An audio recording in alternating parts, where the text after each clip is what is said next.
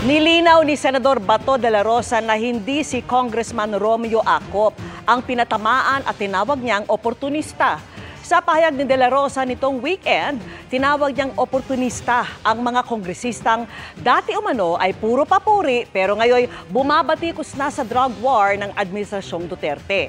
Sagot naman ni Acop dito na isa sa mga nag-iimbestiga sa Duterte drug war, si Bato umano ang tunay na oportunista kaya naging PNP chief at senador.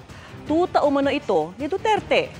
Kanina humingi ng tawad si Bato kay Acop at nilinaw na hindi ito kabilang sa tinawag niyang oportunista. Ayaw na ring patulan ni Bato ang pansag sa kanyang tuta. Sinusubukan pa naming kuhanan na pahayag si Congressman Acop. Ayon kay de la Rosa, hindi lang daw niya nagustuhan ang pag-iimbestiga sa umano'y EJK ng war on drugs dahil sa paulit-ulit na umano ito. Itinanggi yan ni Congressman Benny Abante na chairman ng komiteng nag-iimbestiga sa umano'y EJK nung panahon ni Duterte.